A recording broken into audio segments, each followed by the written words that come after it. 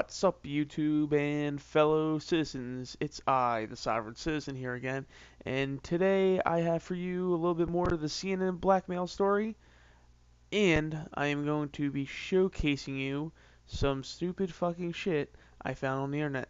So let's hop right on into it. So here I have a Slate article that part of it reads, Trump has embraced the advisor Steve Bannon's casting of the media as the opposition party to his presidency. It's a strategy that has served Trump amazingly well, politically, because it allows him to deflect critical news coverage of his administration by turning the criticism back onto the news organizations that are reporting it. CNN and other mainstream outlets have present themselves as objective arbitrators of truth, but Trump frames them instead as politically motivated actors crafting their own subjective narratives to compete with his own. That was a mouthful, but let's dissect that. No, they're not. CNN are not arbitrators of the truth. They're the furthest thing from that now. They consistently, baselessly attack the president and don't focus on policy. They it's almost like they're mudslinging, and then when the slung back to them, they cry wolf. Um, they they are politically motivated. There's no question about it. And also in this article, this was obviously about the CNN blackmail article. And a lot of the articles I read about the CNN blackmail was that they tried to make ad hominem attacks on Han asshole Solo. They were saying, oh, he's anti-Semitic, oh, he's racist, oh, blah, blah, blah. Well, that has nothing to do with the GIF itself. That's not the matter at the hand. You're just trying to character attack. You're just trying to attack his character when it's it's not called for. It's not. You're not dissecting the character. You're dissecting the GIF that is Trump clotheslining Vince McMahon with a CNN logo on his head. So yeah, CNN is baselessly attacking him, and it's not criticism. I mean, all right, I guess it is criticism that he gets 2 scoops of ice cream. All right, fine, but there's constructive criticism, and then there's just stupid criticism. Constructive criticism is attacking the policies that he's been putting out. Stupid criticism is the 2 scoops of ice cream thing. All right, and the whole Trump Russia hoax. Um, I think I should be reporting a little bit more on CNN blackmail. Um, oh, quick before I digress. There's been like a thing going around that said that the Han asshole Solo was a 15-year-old, and CNN tried to disprove it, but they can't without doxing him. And Han asshole Solo can't because he would dox himself basically. So CNN got them caught in like some web of lies, web of bullshit, to where everyone thinks that's a 15-year-old, and who knows, it could be. You never know. There's no proof. All right. So let's move on to our next topic for today. So here we have a Twitter post that I found on Instagram. And I'm going to read the Associated Press one first. It says, Breaking. German leader says all nations except U.S. agree Paris Climate Accord is irreversible in G20 communicate. I can't really pronounce that. And then this Amy Siskind, she's verified for some reason, don't know. She looks like Caitlyn Jenner almost. She says Trump is isolating the U.S. from the rest of the democratic world. Merkel is leader of the free world now. Now, there's plenty wrong with that statement right there. And I think it goes without saying that Merkel is not the leader of the free world. The leader of the free world would not raid 36 houses of people, quote, using hate speech online after refugee attacks. The leader of the free world, I mean, ladies, I mean, goddamn, like if you want to be free, I guess that means you get raped by a group of fucking Muslims, like over 100 people, over 100 fucking Muslims go and sexually assault and harass you. But Yeah, don't let me stop you from being free. I thought that was oppression. I thought rape culture was oppression. I thought these feminists like just hold Angela Merkel at this standard, man. Like, oh, she's the leader of the free world, blah blah blah. And yet, rapes are going up in Germany.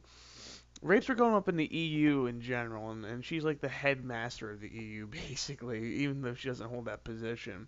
So yeah, Cologne happened. Uh, Over 100 some Muslim men in a group, like sons, fathers, cousins, uncles, what have you, go around and attack joggers on New Year's. So yeah, yeah. Don't let me stop you from being free. Um, so let's see what else Merkel has done. Yeah, German crime statistics reveal steep rise in violent and political crimes. Has soared by more than 50%. But you know what? Yeah, just free world, man. Free world. I guess the price of freedom comes at a 50% crime, rising crime, you know? Just can't have freedom without more than 50% of crime going up. So yeah, Merkel's not the leader of the free world, especially not in Western Europe, especially not in Europe in general. I would say the closest country to being free is Poland, or any of the other Slavic, Southern, Eastern European, not Baltic, Balkan states down there that are refusing refugees and fighting against refugees. Those are the real free leaders of the world because they're not allowing this government, this overseeing government, Big Brother, EU, this communist fucking bullshit regime that Merkel pushes to control what they can and can't do. Poland's saying fuck you to the EU. I'm not taking any refugees in. We don't want our women to be raped. Because you've seen that everywhere that a lot of refugees have gone. Sweden, over tens of thousands of rape reports have gone up in the past year. No go France, no go zones. Germany, no go zones. Everywhere in Western Europe that has taken in an extensive amount of refugees, no go zones have been put up. And if a woman were to go in those no go zones, like Laura in Southern went into one of those no go zones, she was almost murdered. Basically, she was chased out. She could have been murdered. She could have been raped. And just because she had blonde hair, blue eyes, and white skin. All right. So yeah, Merkel is not the leader of the free world. Nowhere close. And yeah, Trump is isolating the U.S. from the world. That's a good thing. That means we're not going to be controlled by this uber fucking overseer that like George Soros that fucking controls everyone. We're gonna be independent. We're gonna go back pre World War One, where we didn't give a shit. Fuck the 1920s, man. If it weren't for the prohibition, probably the best decade in U.S. history. All right, we need to get away from this globalism bullshit. And Trump said that we will no longer fall to the false song of globalism. We can't do that. Sure, we could trade with other countries. I don't have a problem with that. It's taking in refugees, taking in immigrants from third world countries that won't provide anything other than labor that just drives down wages. And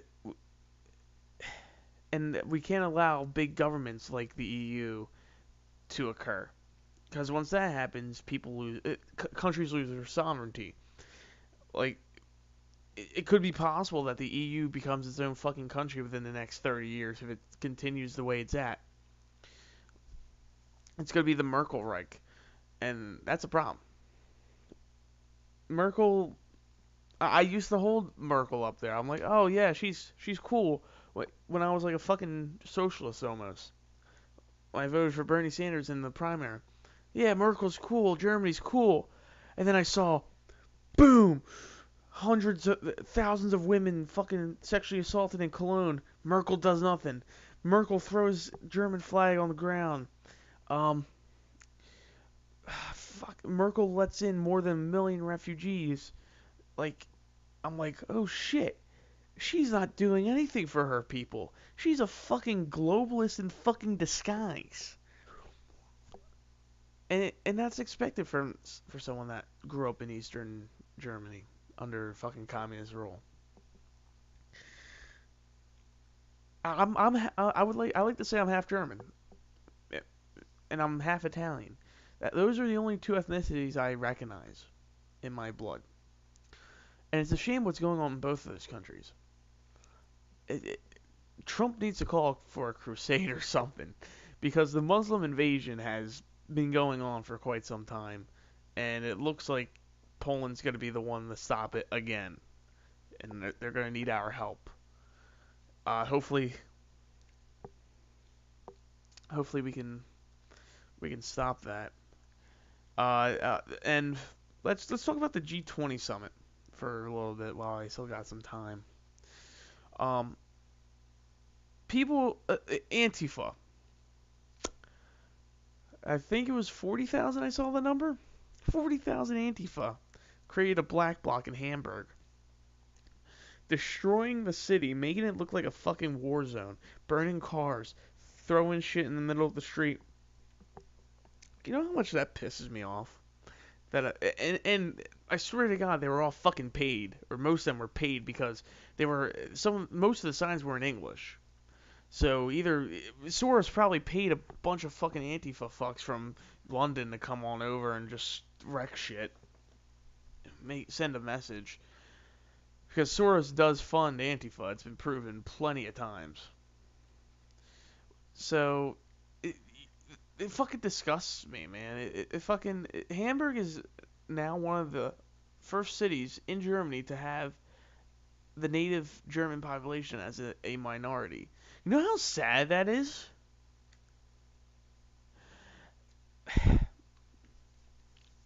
Like, words cannot explain how sad and angering,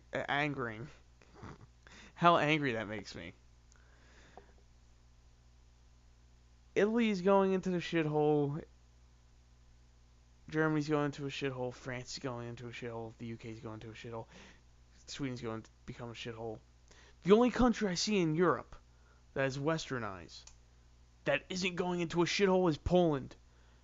And as a fucking German, as a German American, that makes me sad because I would always bag on Poland.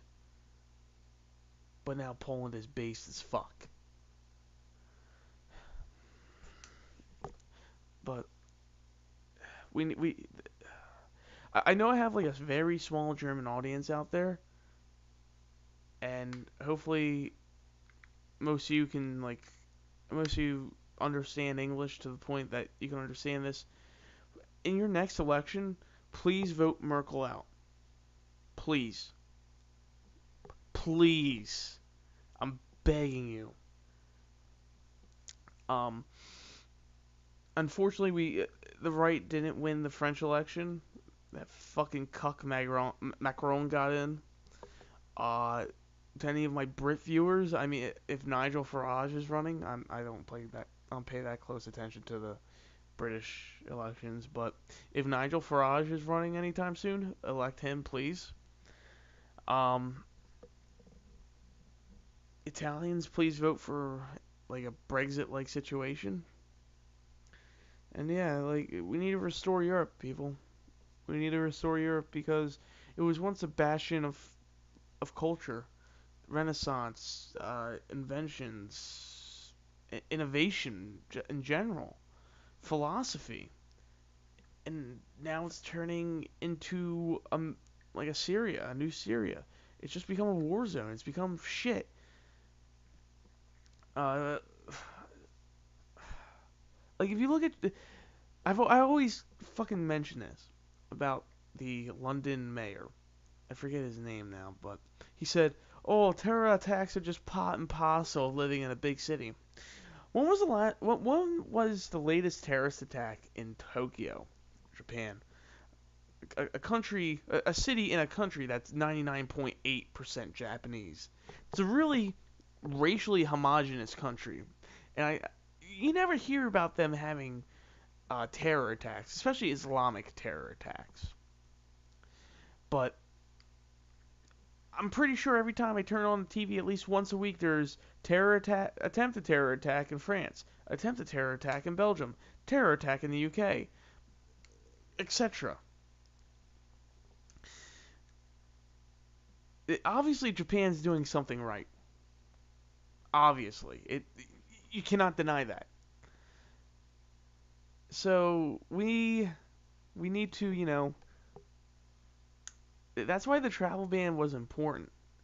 The travel ban is going to keep us safe for now until we find some form of vetting, which I don't understand what we'll do, but all right, I guess I'll do it for this episode of the Sovereign Citizen Rants.